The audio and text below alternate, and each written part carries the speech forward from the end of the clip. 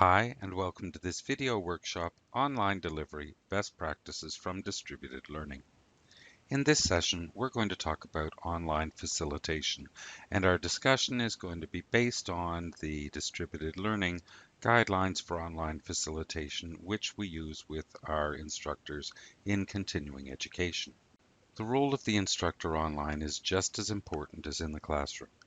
You're the teacher. You engage each student individually, you help them form relationships with one another and with you. You support them academically, you guide them every step of the way, and you help them have a feeling of being part of a class rather than studying alone. As an online instructor, you're the one who makes the difference for the students between an isolated experience of studying alone and an engaging experience of learning in a supportive environment. The Distributed Learning Guidelines for Online Student Facilitation list the expectations we have for online instructors through continuing education. So first of all, before the course starts, they should review the course content, assignments, and activities. So you should do this every time you teach a course. Doesn't matter that you've taught it before and you made it.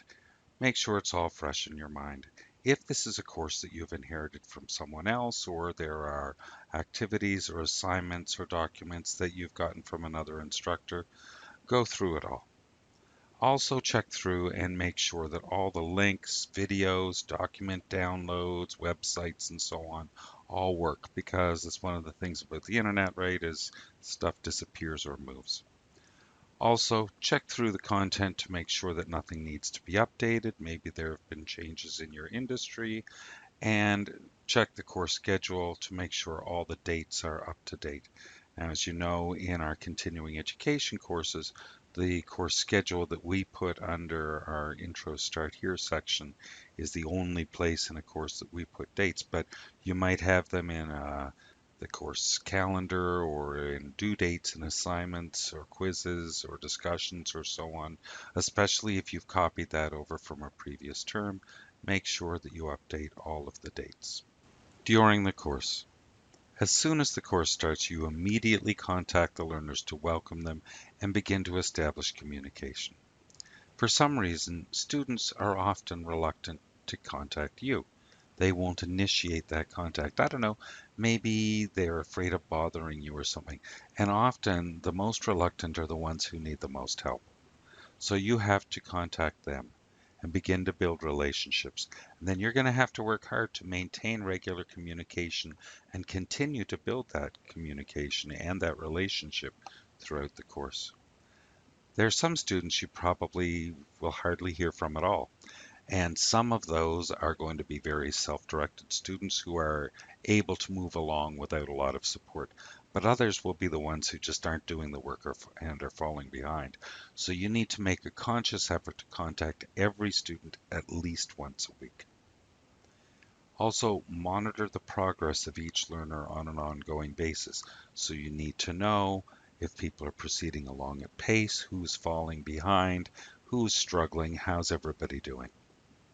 If you do have students who are falling behind, you need to contact them and work with them to establish a plan to get them on track.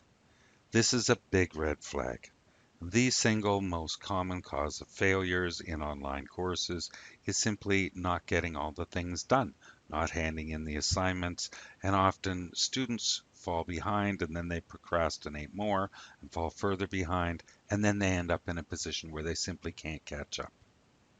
If your course contains discussions, then it's the instructor's role to facilitate and monitor any discussions and give feedback as appropriate. Now, there are actually several different ways that you can use discussion in an online course. One way, and it's probably the most common in current NBCC courses, is to use the discussion like an assignment. And the students submit their response to the assignment, and then they comment on another student's response. And the instructors evaluate the discussion based on established criteria having to do with the content. Now, another way to use discussion is to Use it as an actual discussion to generate ideas and explore a topic. If that's the way that you're using it, then your role is very different. And as an instructor, you'd be asking questions or giving prompts or adding new information or saying, well, but what about this? Not in a way that would answer or stifle the discussion, but in a way that would promote it. And if that's the way that you're using discussion, then the assessment would be based on participation, not so much on the content. Another expectation in continuing education is that instructors respond to learner emails and telephone calls within 2 business days. Now you can set your own policy, but the thing is, you don't have to be online all the time. The students just need to know what to expect. You can even set virtual office hours. Just be sure to let your students know what your availability is and when they can expect to hear from you. You can communicate that information in your introductory information or your welcome email or however. Next, instructors need to be able to provide supplementary explanations, links, or resources as needed. So sometimes the students are trying, but they just don't understand. And it doesn't do any good to tell them to go look at the same resources that are in the module again. They need other help. Or you'll have students who are interested in expanding on their knowledge or going in different directions with the information you've presented. Now, most of us have a drawer full of stuff, additional handouts or practice exercises that we can give students for help, or we can make something up, or we can find and refer them to an online resource. When it comes to technical problems, sometimes the learners contact the instructor first instead of the help desk. Now that's not always such a bad thing, because some things are real IT issues and need IT support, but other things have to do with understanding of Brightspace. So for example, the students might do a quiz and then forget to hit submit, and things like that fall within the instructor's role. So the instructor needs to be prepared to provide support and help the student with using Brightspace and refer the students to the help desk for other technical issues. In online courses, students aren't able to get informal feedback from you in class that helps them gauge how they're doing. So it's a really important role that online instructors mark and return tests, assignments, discussions, and so on quickly.